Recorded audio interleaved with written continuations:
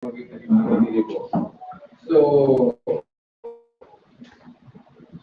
sa ngunyan talagang tabako na talaga, ma'am. Ang buwakan police clearance. So, tabako sa mundo. Kung available po ang tabako, siguro po siya so requirements kung paano po sa ngunyan. Alam ang Jake, so kung paano po siya nag-acquire police clearance tabako mula so saan ito nilingin siya po ang mga kalimutan. Ano siya? 6 months.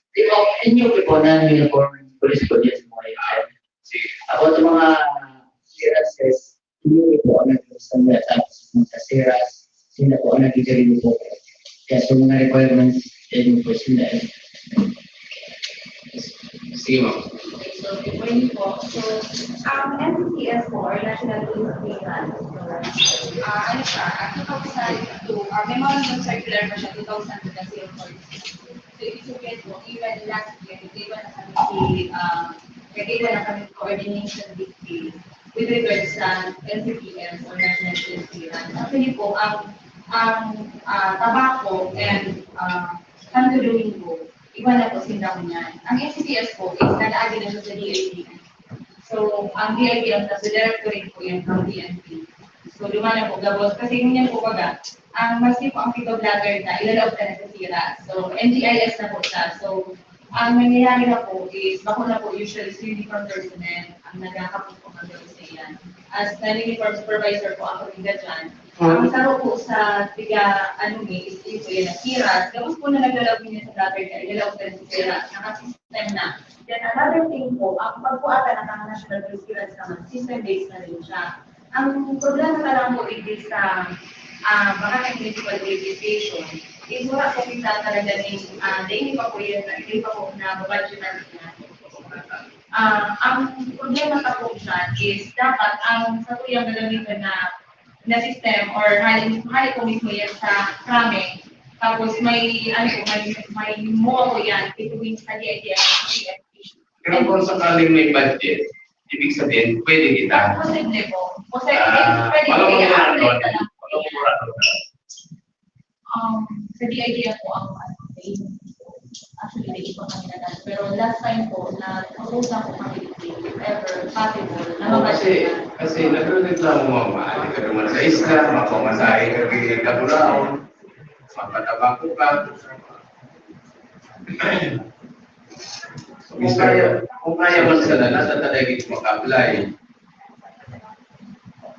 Recognized Councilor, thank you, Mr. Chair. Ma'am, ang napot ko, ang budget will come from the LGU. Usually po, LGU po talaga ang budget po kaya na SPS. So last time po, nag-iba na po kami ng letter during sa time ni Sir Irvin. Yes po kay Sir Irvin na Villan. Nag-iba po kami ng letter and proposal po. This is somebody else office of the mayor. Daily po, nagtubag po sa iba. Basta nagpa-receive na po sa HRDT and the DID. Siguro sa office of the mayor. And the office of the mayor will make a request. So, ang nangyari lang po is, daily po natawan talaga yung time para ma-discuss with the kung ano yan, nakakatakaya sa Domingo. Is that so expensive to be able to connect that to the PNP Camp system and provide perhaps 1 or 2 desktop units? Last time kaya po, sir, ang advice nila is magkakaiba mo na ng memo or MOA within sa LGU. So, nagkaiba po ng process ito din, nagkaiba po na simbagan, naglalagay po siguro that time si Sir Irving for the meantime na masimbag po ito if ever possible. Saka pa lang po kami ma-process kayo kung ano po yung mga requirements. So, kung MOA,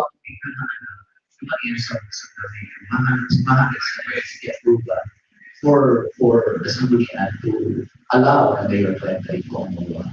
Yes po. Tapi sususok tanali, kuna pa uno, tapi tadi bisa makakaya, especially pati na natulog kita isla, as a kagawin mo ba si say, kaya akong tatawag mga police clearance, mga pagkabako, mga pasatuloy ko, anong problema kapag kaya na tatagay na tayo?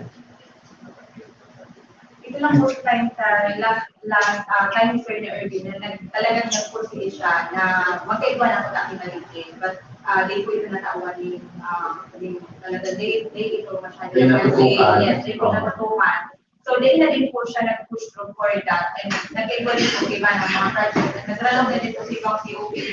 Kaya di naman po ito medyo napansin. Although, ang PNP nga niya, every time na may money yan, ang pinigibong nila lang na pwede may ika-assist sa INDA is ilagin sinda, i-process sinda, kung saan sila pwede magtuman, we call out sa tabako, kung siya dito sa NCPS tabako, and also dito sa Santo Domingo and Legazpi. Nag-coordinate kami sa inyo na yung mga residente ng Paracay, Machan, makuamon yan, pwede makakomoda. So, yan yun lang po usually muna ang samuyang sa taong servisyo or tabang po sa samuyang mga consequences po. Yun. That's why nag-invite sa si Kagawad ng Bubali specifically for that concern. Kaya ang mga tao na rin ipaparapasa tayo sa ibang munisipyo. And then, kung halimbawa in the future, maaari support sa Gunian, it's unfortunate that lampas na rin sa rumbulan na may new chief of police, but I have never heard him come to the Sanggunian Bayan and have a courtesy call. So, manipisigan siya kung magkakaroon siya kanina. I-recognize na lang ng Sanggunian Bayan. Thank you, Mr. Chair. Recognize ko sa labuan. Kung sakaling, halimbawa mo kaya si bagutang chief, committee, para makiwag sa mo yan, pwede pa. Pwede pa kita magkaibog kita rin sa malo ka lang kita i-budget, ang Office of the Mayor, siguro, para sa budget para sa PNP, nawalan kita. Actually, nasaman ka lang kung OIC. So, sana maging mahal na kilala yun. Kakahirap mo ka mga nagpupuro ka. Lalo mo niyan, makunang klase. Ngayon yan. Sa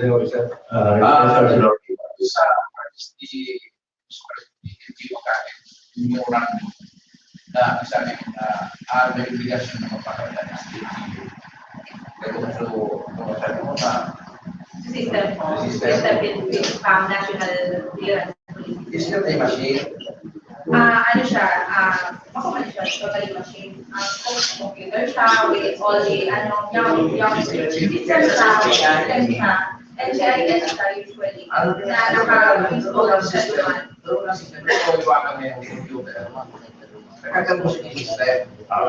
NPPS. Actually, ito ang kasi tingnan So, kung yan ang madam na pagkuyan ng computer, ang papakaroon mo yung system na hindi sabay na, kayo na lang po dumasin po itong computer na gagamiton, duman po sa system na ilalang po duman. Diba sa memorandum na pinsabi mo, obligasyon na yan ng GP na kayo. Kaya naglabi ng PC,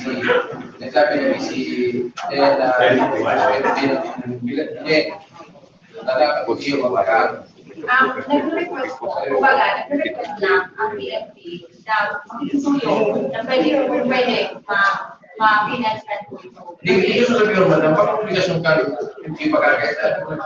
Wala na mo yan, sige. Kasi para naman yan sa consequence. Iya, alam ko yan. Kasi hindi ko makakaimas doon yan eh.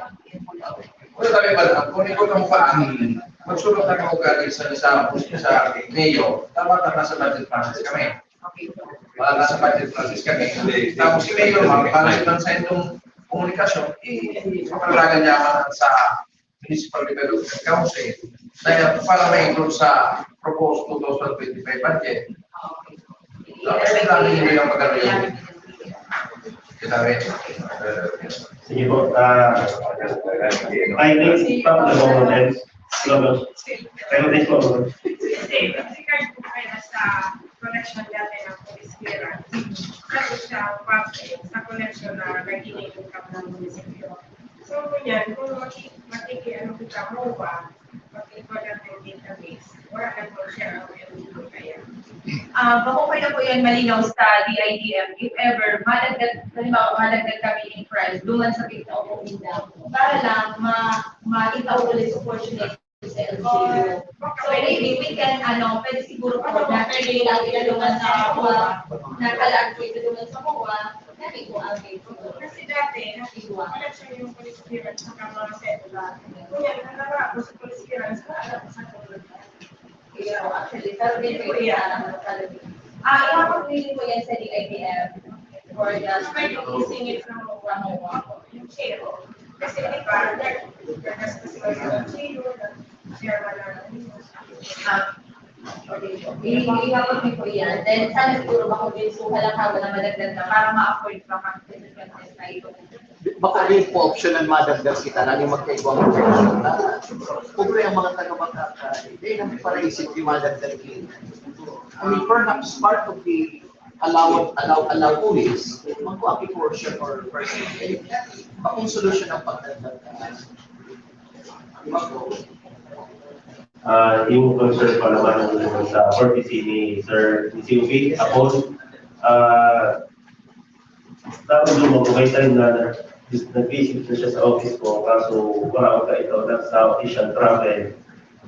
Siguro, yun naman ito sa time na mahalin mo si courtesy na sit-in sa tuya, kaso dahil lang talaga na wala lang talaga ang pwede.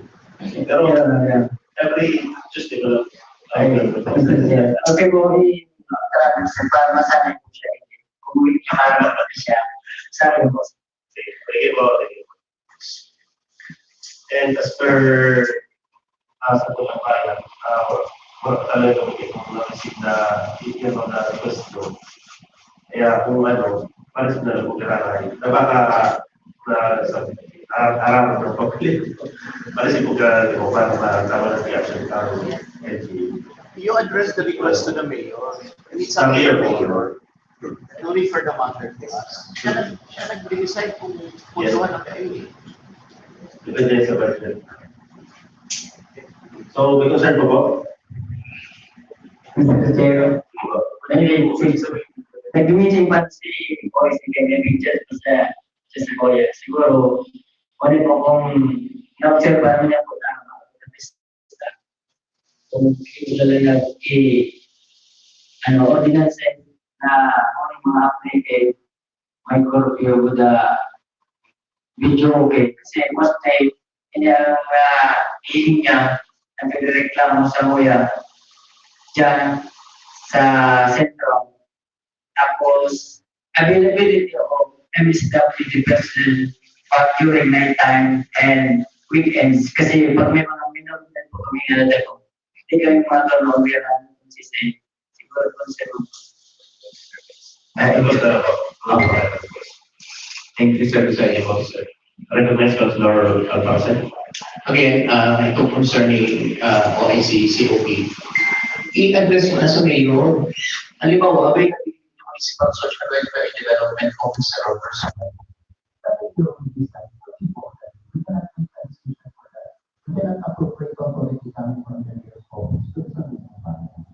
May clarify ka na kung saan so pwede kami. Kudas to authority. Ako magkala, ang entity ka makatulog. Kung magsabi si Mayor na makakawa, ako hindi ato, duty mo kapag that's his operation. Hindi na lang. Ano lang ito, Lord naman? Kung sa pag-duty ka na, executive authority, Ito si Mayo, yung mukha ni Mayo is concerned office. Tapos kung mas ordinance, suratan mo kami. Pwede mo kami. Mahal ba kung sa video okay mo sa mga applicant? Sa indicate, sa baba? Ano lang mo? Kasi may bisita po pa namin sa sentro. Tama mo na. Actually, sa video, okay, record like, ma-request kita sa alin ko na, may mo na magpapulitin siya. Nga, hindi ko yung video. Pero supito kang bawal.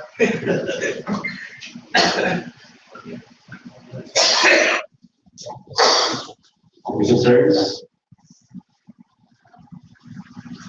Hearing none. Thank you po, Sir.